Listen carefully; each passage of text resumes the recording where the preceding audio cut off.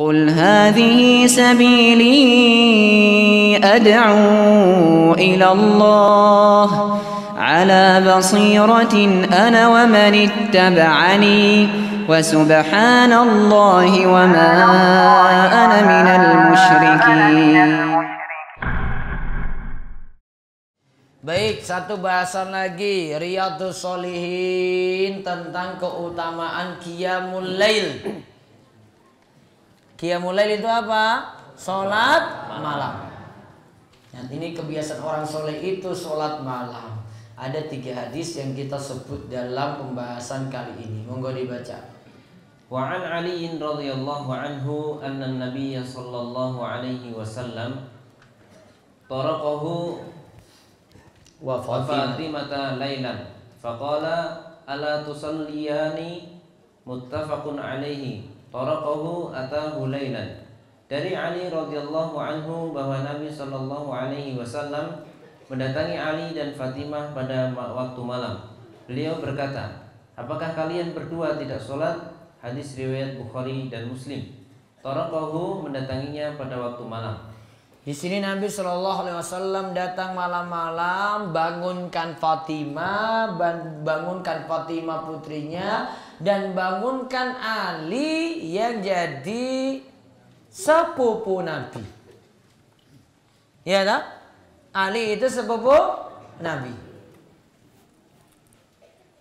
Nah di sini Nabi bangunkan malam-malam. Apa disuruh bangun di sini? Untuk melaksanakan sholat malam.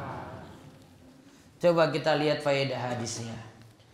Pertama, hadis ini menunjukkan keutamaan sholat malam. Sampai-sampai Nabi membangunkan putri dan anak dari pamannya. Anak dari paman berarti apa? Anak dari paman. Kita panggil sepupu. Sepupu Nabi ini menikah dengan putri Nabi. Boleh enggak? Halal apa mboten? Halal. Oh sudah nikah kok. Mahram apa bukan? Bukan mahram. Nanti lihat ini di luar dari pembahasan An-Nisa 22 sampai 24. Jadi kalau mau kaji mahram ada dalam surat An-Nisa 22 sampai An-Nisa 24. Catat tuh. Apa saja mahramnya? Perlu disebut nggak ini? Wis tak ulang toh? Sudah saya pernah ulang belum mahram? Bapak-bapak, apa saja mahram? Sesuai urutan ayat tadi itulah. Coba buka dulu Al-Qur'annya itu.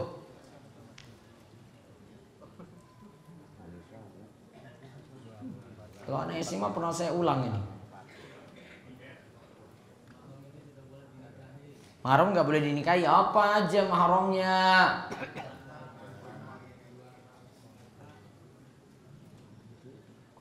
Apa Pak? Bapak-bapak, pingin nikah lagi enggak?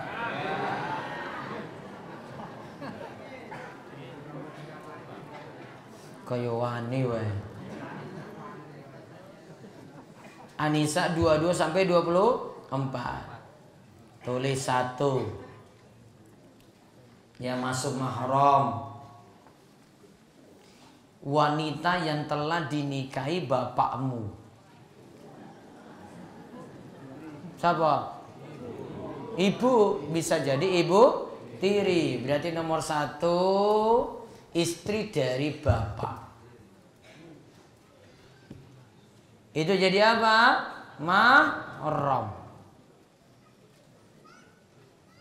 Istri dari bapak. Misalnya bapaknya nikah lagi, ya kan, dengan perempuan lain, maka ibu tirinya ini jadi mahram.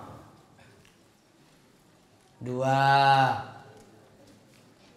Yang jadi mahram, hurimat alaikum ummahatukum, ibumu. Berarti yang kedua ibu. Terus yang ketiga, wa banatukum, anak perempuan. Ingat ini dari sudut pandang laki-laki, Nji. Terus nomor 4, saudara perempuan.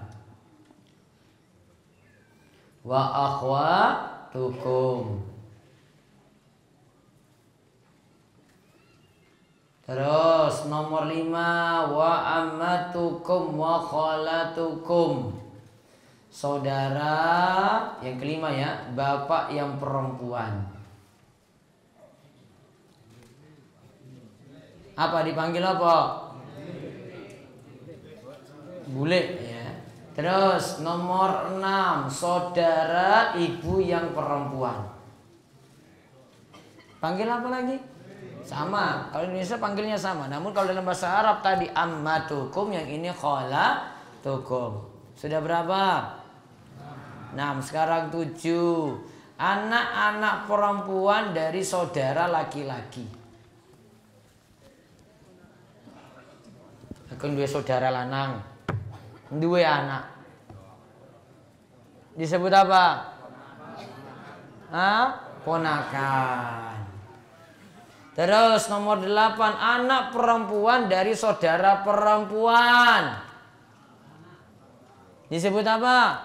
Keponakan. Terus nomor 9, ibu persusuan. Ini anak ini datang ke tetangga. Tetangganya ini sudah menyusui.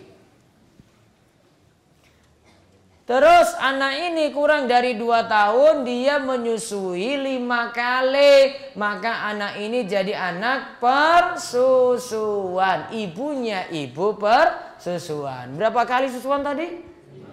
Usianya berapa? Di bawah 2 tahun. Ibunya tadi dia panggil ibu. Karena ibu ini yang nyusui dia. Ibu ini punya anak putri. Berarti itu jadi saudara sepersusuan. Nah, maka nomor 10, saudara perempuan sepersusuan. Maka dengan saudara perempuannya ini tidak boleh nikah. Ustadz, ini ada ibu-ibu yang biasanya kasih susu ke sembarang bayi. Ada bayi datang disusui, ada lagi bayi datang susui lagi, ada bayi datang sak padukuan kabeh disusui.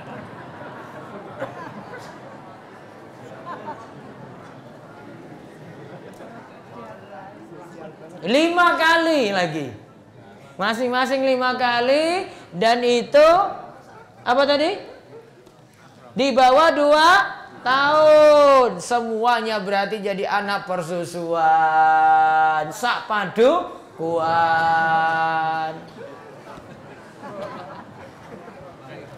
Wokah anaknya.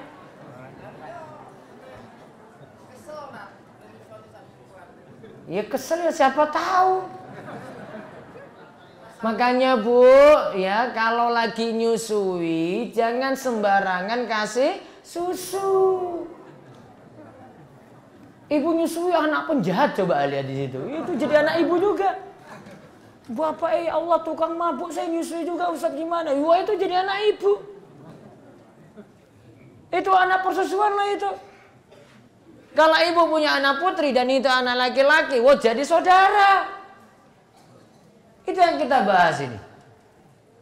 Apa syaratnya tadi? 2. Yang pertama 5 kali susuan. Yang kedua di bawah 2 tahun. Terus nomor 11. Ibu mertua. Wa ummahatu nisaikum. Ibu dari istri kalian berarti apa? Ibu mertua. Mahram enggak?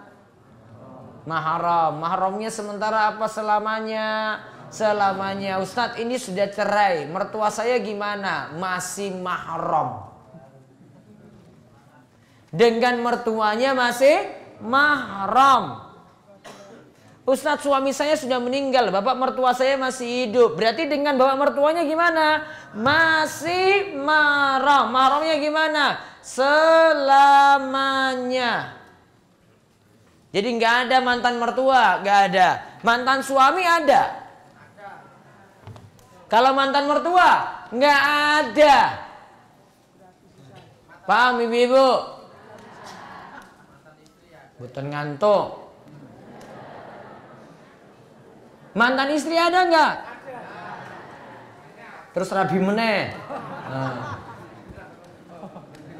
Terus nomor 11. Nah ini. Oh 12. 12 ini namanya Robibah. Robibah itu anak perempuan dari janda. Anak perempuan dari janda. Oke, lihat nih baik-baik. Ini laki-laki terserah duda apa joko. Nikah dengan apa? Janda. Janda ini bawa anak perempuan. Laki-laki ini dengan anak perempuan ini jadi mahram dengan catatan.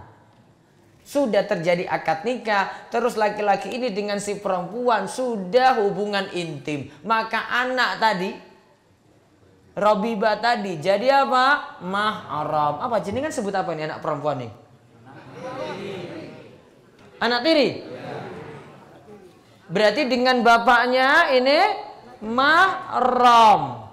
Selamanya dengan catatan apa tadi? Sudah akad nikah dengan ibunya dan sudah digauli. Apa? Sekarang lihat, ini laki-laki ini bawa anak lanang lagi. Yang tadi janda tadi bawa anak putri. Sekarang anak laki-laki tadi dengan anak perempuan ini boleh nggak tinggal sak rumah?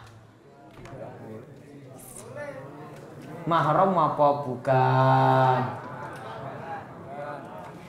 Anak ini, laki-laki ini dengan istri dari bapaknya tadi mahram toh? Nah sekarang anak laki-laki ini dengan anak perempuan tadi gimana? Mahram apa bukan? Masih kecilnya aku wis gede iki aku tak bahas iki. Mahram bukan? Bukan mahram. Baiknya satu rumah atau tidak? Tidak. Iki para rondo iki harus paham.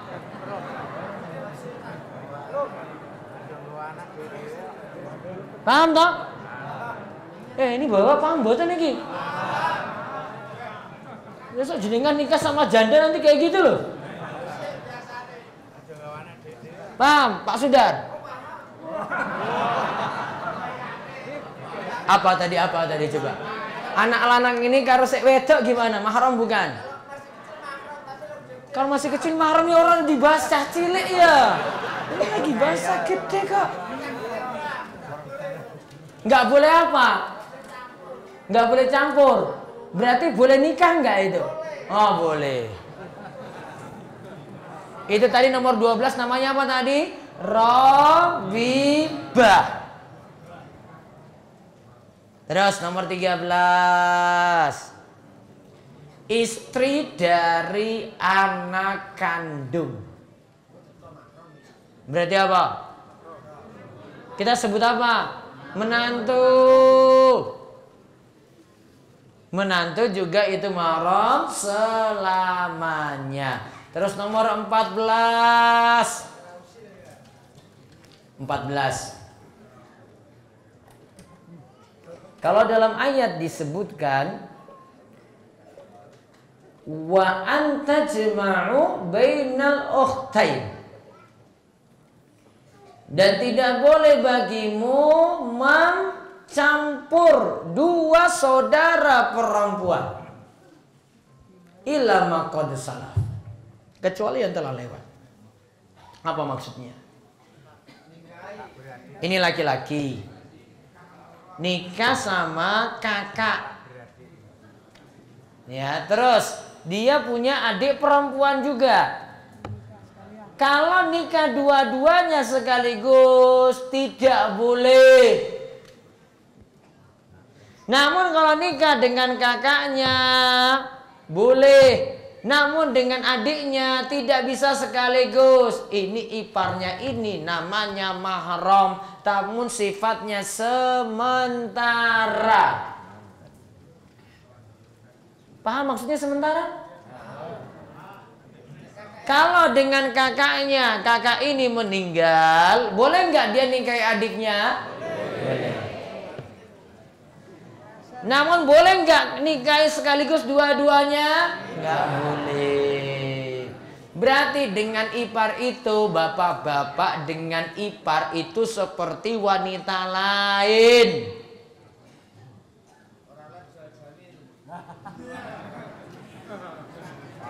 Karena Nabi Shallallahu Alaihi Wasallam sampai sebut alhamu al maut, ipar itu bahaya.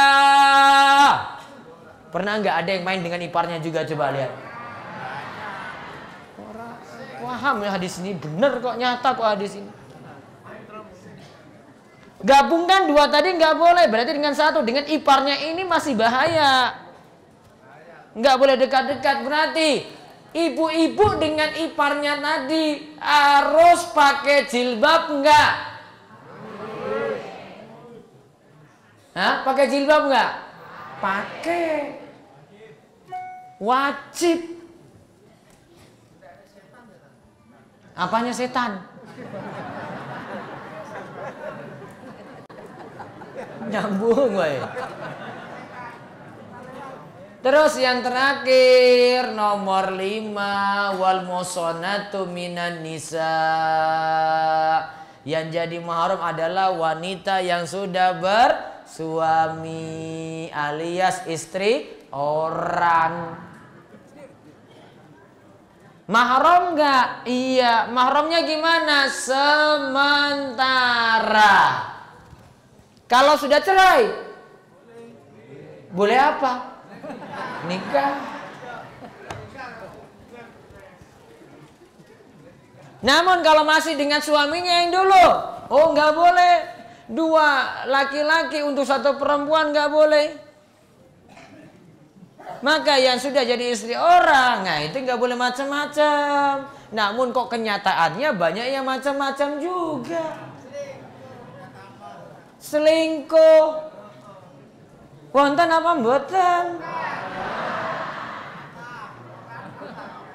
Padahal sudah tahu itu istri orang, dengan istri orang mesra-mesraan, dengan istrinya sendiri kata-katanya kasar. Karena bojone wis lemu, ndut. Wis bosen karo bojone.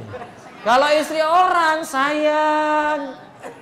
Ya Allah, orang nyadar iki bapak-bapak.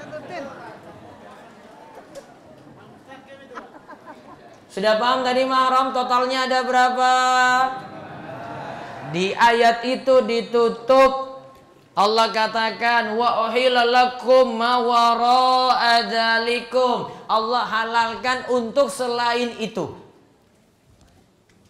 Berarti selain 15 tadi boleh nggak dinikahi? Boleh. Yang 15 tadi nggak boleh.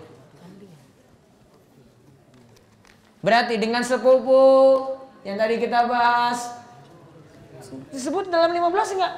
Ada tadi sepupu. Mana nomor berapa sepupu? Ngantuk paling. Ada nomor berapa tadi sepupu ada? Enggak ada kok. Berarti sepupu ini enggak salah. Apalagi sepupu berapa kali? Boleh. Boleh.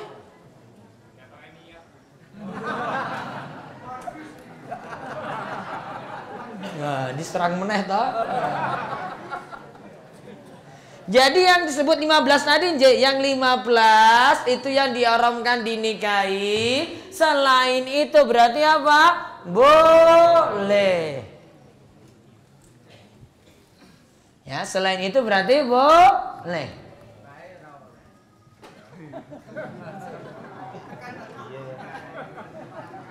Dah, sekarang balik lagi ke kisah hadis tadi sudah, faedah hadis. Faedah hadisnya samun ji? Ya, sekarang hadis 1162. وعن سالم بن عبد الله بن عمر بن الخطاب رضي الله عنهم عن أبيه أن رسول الله صلى الله عليه وسلم قال نعم الرجل عبد الله لو كان يصلي من الليل قال سالم فكان عبد الله بعد ذلك لا ينام من الليل إلا قليلا متفق عليه. Salim bin Abdullah bin Umar bin Al-Khattab radhiyallahu anhum meriwayatkan dari ayahnya bahwa Rasulullah Shallallahu alaihi wasallam bersabda, sebaik-baiknya lelaki adalah Abdullah seandainya ia suka melakukan sholat malam. Salim berkata, maka Abdullah setelah itu tidak pernah tidur malam kecuali sebentar. Nah, lihat Abdullah ini dipuji. Sebaik-baik orang itu adalah Abdullah, dengan catatan orang itu mau melaksanakan sholat malam. Terus faedah saking hadis. Pertama, disunahkan berkeinginan mendapatkan kebaikan dan ilmu. Nah, disunahkan berkeinginan mendapatkan kebaikan dan ilmu. Terus dua, boleh menyanjung seseorang jika dengan pujian tersebut bisa mengantarkan pada ketaatan pada Allah dan bertambah dalam melakukan amal baik. Puji orang itu masih boleh asal tidak berlebihan dan itu tujuannya baik. Nomor 3, para sahabat Nabi sangat respon dalam kebaikan. Ketika mereka tahu langsung mereka merutinkannya. Ketika mereka tahu tentang perintah tadi, sholat malam tadi, akhirnya hanya tidur malam cuma sebentar. Terus hadis 1163. وعن عبد الله بن عمرو بن العاص رضي الله عنهما قال رسول الله صلى الله عليه وسلم يا عبد الله لا تكن مثل فلان كان يقوم الليل فترك قيام الليل متفق عليه. Abdullah bin Amr bin Al-As radhiyallahu anhuma. Nah, situ Al-As R-nya dihapus. Radhiyallahu anhuma, ia berkata, Rasulullah sallallahu alaihi wasallam bersabda, wahai Abdullah, janganlah engkau seperti si fulan. Ia biasa melakukan sholat malam kemudian meninggalkannya. Abdullah bin Amr bin Al-As, R-nya dihapus ya. Abdullah bin Amr bin Al-As radhiyallahu anhuma, ia berkata, Rasulullah sallallahu alaihi wasallam bersabda, ya Abdullah, la takun misla fulan. Wahai Abdullah, janganlah engkau seperti si fulan. Ia biasa sholat malam kemudian sekarang ini meninggalkannya. Baca faedah saking hadis. Pertama, hendaklah seorang alim memperhatikan keadaan muridnya yang biasa dekat dengannya. Karena si Nabi SAW nasihati dia, berarti Nabi SAW sangat dekat kepada murid-muridnya saking para sahabat. Terus nomor 2, seorang alim hendaklah terus memotivasi muridnya agar semangat melakukan kebaikan. Bisa dengan cara memotivasinya dengan membandingkan pada aktivitas orang lain. Nah, karena dibandingkan sini dengan Abdullah, dia itu sholat malam sekarang meninggalkannya. Nah, ini untuk motivasi orang yang disebutkan dalam hadis ini, Abdullah bin Amr bin Al-As, supaya dia semangat untuk lakukan sholat malam. Terus nomor 3, memotivasi dengan menyebut orang lain, tidak mesti dengan menyebut namanya. Nah, kita sebut-sebut orang lain untuk bandingkan, tidak perlu nyebut nama. Terus nomor 4, disunahkan kontinu dalam beramal dan dimakruhkan memutus ibadah yang sudah rutin walaupun ibadah tersebut tidak wajib. Ada yang tidak wajib, kita diperintahkan untuk lakukan juga. Contoh rawatib. Rawatib kan nggak wajib. Namun kita diperintahkan untuk melakukan sholat rawatib. Tidak wajib, baiknya dijaga terus rawatib ini. Nggak bolong-bolong. Biar nanti dapat keutamaan dari pahala sholat rawatib akan dibangunkan rumah di surga. Terus yang keempat. Yang kelima. Hadis ini menunjukkan bahwa sholat malam tidaklah wajib. Nah, karena orang ini meninggalkan sholat malam, berarti Nabi tidak cela. Udah meninggalkan ini tidak dikatakan dosa. Berarti sholat malam itu tidak wajib. Wallahu a'lam. Baik, pengumuman sebelum pertanyaan masuk. Besok Jumat apa? Legi, nanti kajian di Telaga Warak Purwosari, tempat masjidnya Pak Widodo. Terus Sabtu apa? Paing. Ahadnya? Ahad pagi tetap ada kajian bapak-bapak di DS Bulughul Maram, ada subuh sampai jam 6. Lanjut sarapan pagi. Terus jam 7 untuk jamaah ngelipar. Dan juga ngawen juga boleh hadir nanti pengawasan di Balai Desa Katongan di Ngelipar. Silakan untuk hadir jam 7 sampai setengah 9. Dengan tema menyakiti orang muslim. Terus yang berikutnya lagi di hari yang sama nanti jam setengah 10 untuk warga Purwosari dan Panggang. Ada sini Purwosari dan Panggang? Nanti mohon hadir untuk Ahad besok, Ahad Pon di Masjid Al-Huda Juruk Giri Wungu Panggang. Masjid apa tadi? Al-Huda Juruk, cuma di bawah kecamatan aja situ.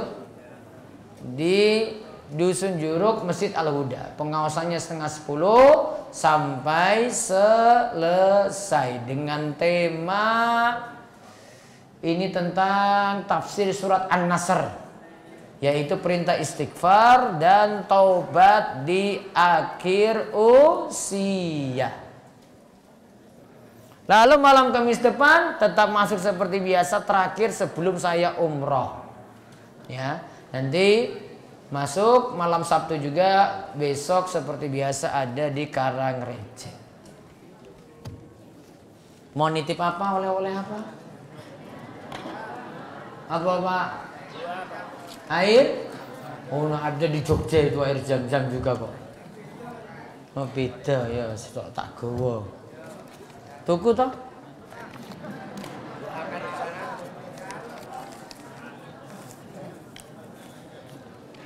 Nanti bulan Desember ada beberapa kegiatan di DS. Ada daurah untuk pelajar, ada daurah untuk umum. Nanti saya share di grup. Tambah lagi untuk anak-anak ada sunatan massal. Biasanya kita tanggal 25, nanti sunatan massalnya dipindah tanggal 22 pas hari Ahad. Karena tanggal 23, 24, 25 ada daurah. Sedangkan tanggal 22 untuk sunatan masal. Jadi bisa persiapan pro takmir, nanti segera kami kasih formulir untuk sunatan masal tadi.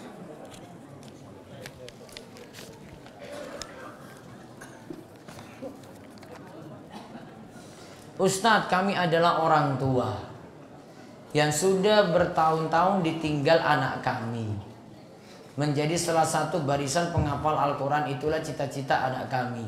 Dan karena cita-cita tersebut anak kami rela dan ikhlas berpisah dengan kami.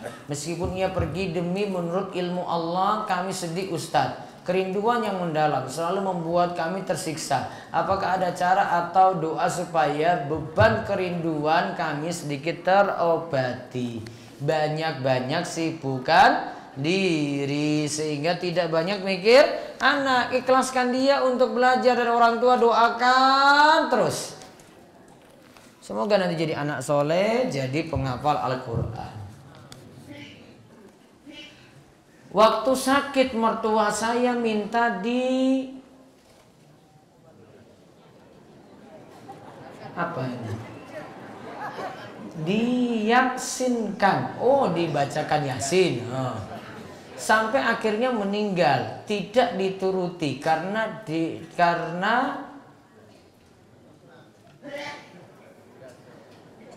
desa mertua tidak ada yasinan dan saya beda desa. Bagaimana itu Pak Ustadz? Apakah saya harus yasinan ke kuburan atau cukup di rumah saja? Tidak perlu, cukup ganti dengan memperbanyak doa. Didoakan terus saja, itu lebih manfaat daripada surat Yasin. Apabila ada orang yang mau meninggal laki-laki tapi yang menalkinkan perempuan yang bukan mahramnya, karena tidak ada yang sang laki-laki yang mau menalkinkan. Ini laki-laki di mana ini? Kalau bisa laki-laki, kalau tidak ada baru ya masalahnya ini talkin harus dekat ya, biar dengar langsung. Kalau jauh ya nanti nggak pengaruh. Maka saran saya tetap dengan laki-laki.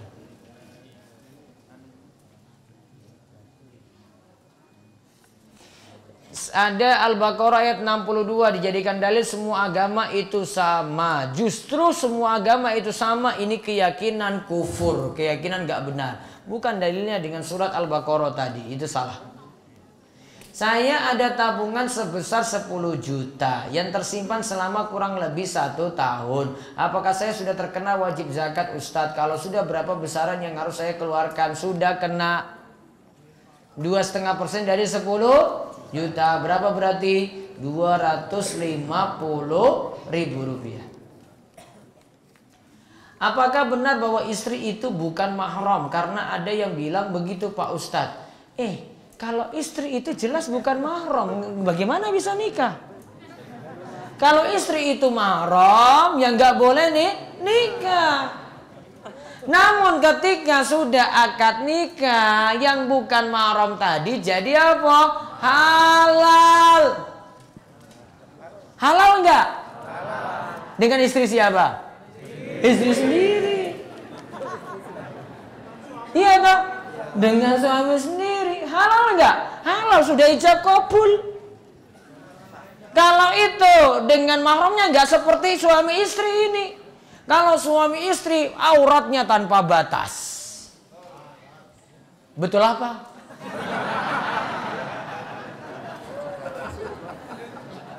Bagaimana seharusnya sikap saya jika dalam arisan warga di situ ada riba? Jika sudah diingatkan bahwa itu riba, namun anggota lainnya tidak mengindahkan, bahwa mereka berkeyakinan itu tidak riba karena belum memenuhi syarat, karena masih kecil bunganya.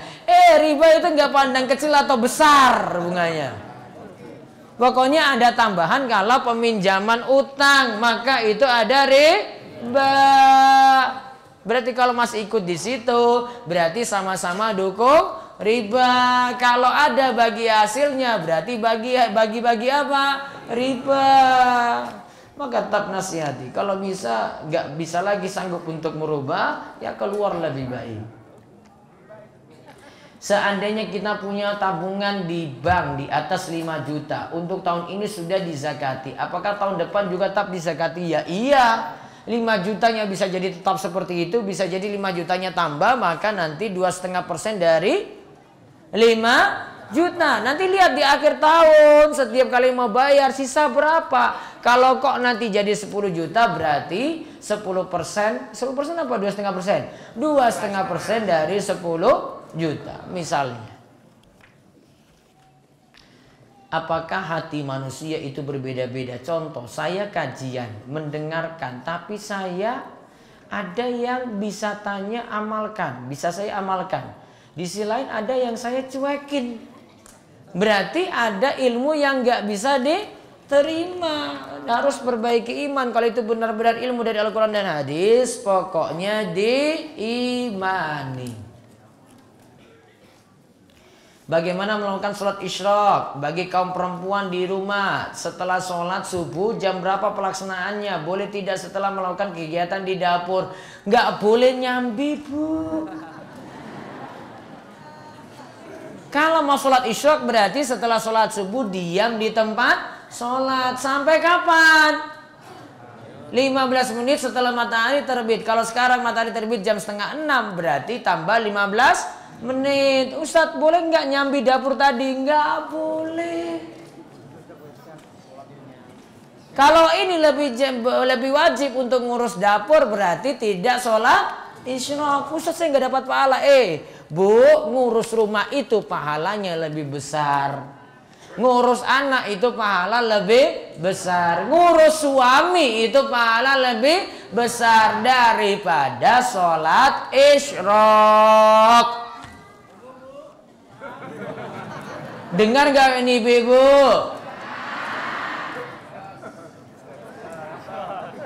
Jelas gue.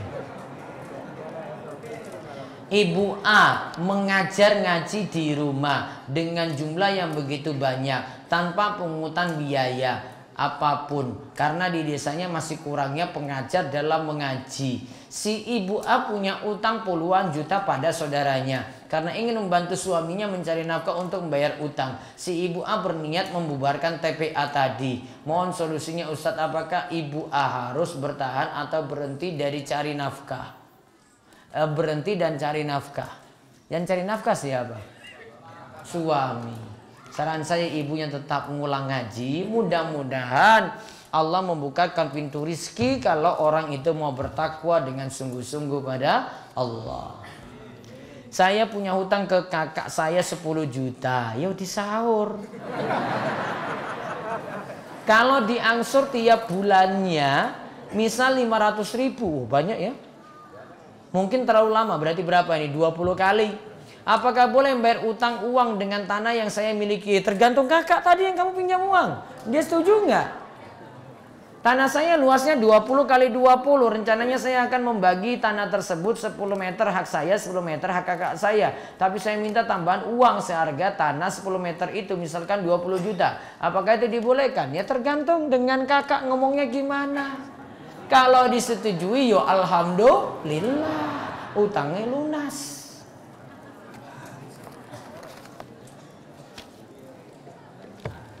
Sudah pun rampung, orang mana pertanyaan? Ada tanya langsung? Gak ada, wis pinter-pinter. Dari radio Ustaz. Oh dari radio ya, maaf tunggu belum bu, sebentar. Iya radio, silakan. Assalamualaikum Ustaz. Waalaikumsalam warahmatullahi wabarakatuh. Saya mau tanya seputar dosa. Apakah jika orang tua berdosa, contohnya berzina, suka kontak melalui sosmed dengan bukan mahramnya? Saya tahu itu berdosa, tetapi apa dosa itu bisa anak yang menanggung? Tidak, itu tanggungan orang tua sendiri. Orang tuanya selingkuh ya dosanya pada orang tua. Medsos lagi. Kadang ada yang sepuh lagi, coba lihat nganggung medsos terus upload foto terus akhirnya janjian selingkuh lagi. Anak perempuan saya waktu lahir tidak dihitan karena kata dokter sudah peraturan gak boleh dihitan untuk anak perempuan, dan saya juga sudah berusaha ke bidan tapi tetap ditolak. Bagaimana ya Ustaz? Tidak perlu dihitan. Anak perempuan nggak terlalu urgen dibandingkan dengan anak laki-laki. Nggak usah tambah-tambah masalah. Yang jadi harus hitan cuma anak laki-laki. Karena anak laki-laki kaitannya dengan pipisnya. Kalau nggak dihitan nanti nggak bersih. Ada yang sisa. Dan itu nanti jadi penyakit lagi. Kalau perempuan nggak seperti itu tujuannya. Terus satu lagi. Apakah ada syariat atau dalil tentang dianjurkannya puasa sunnah sebelum mengadakan atau melakukan sholat istisqa? Syukran Ustaz jawabannya. Saya pending, itu belum saya ketahui. Anjurannya saya belum tahu kalau sholat istisqa minta hujan harus puasa dulu. Yang ada dengan pakaian yang indah, sebagian ulama memang dianjurkan puasa, namun wajib atau tidak saya perlu teliti ulang lagi. Ada lagi? Ustaz, saya mau tanya, apakah laki-laki wajib sholat di masjid? Soalnya saya pernah bilang suami, malah dibilang ke masjid itu hukumnya sunnah muakkad. Itu suaminya males. Suruh suami pergi ke masjid. Kalau sunnah muakkad ya berarti ya sunnah yang ditekankan bahwa harus mangkat. Namun yang lebih tepat, laki-laki wajib berjamaah di masjid. Lagi, satu lagi.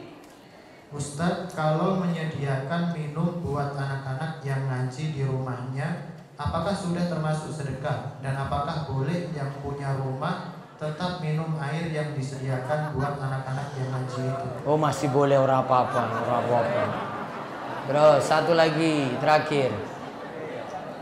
Saya mau tanya, seandainya ada orang yang memberi tenggang waktu dalam membayar hutang, tapi agak kurang ikhlas, bahkan agak marah-marah, apakah tetap mendapatkan pahala? Ya, berkurang karena kurang ikhlas. Wallahu alam bisawab. Demikian yang kita bahas untuk kesempatan malam hari ini. Mungkin Allah beri taufik dan hidayah, dimudahkan urusan, dan Allah segera turunkan hujan yang penuh berkah dan memberikan kita kemudahan dalam rizki dan urusan yang lainnya. Kita tutup kalian doa kafaratul majelis. Subhanakallahumma bihamdika asyhadu an la ilaha illa anta astaghfiruka wa atubu ilaik. Assalamualaikum warahmatullahi wabarakatuh.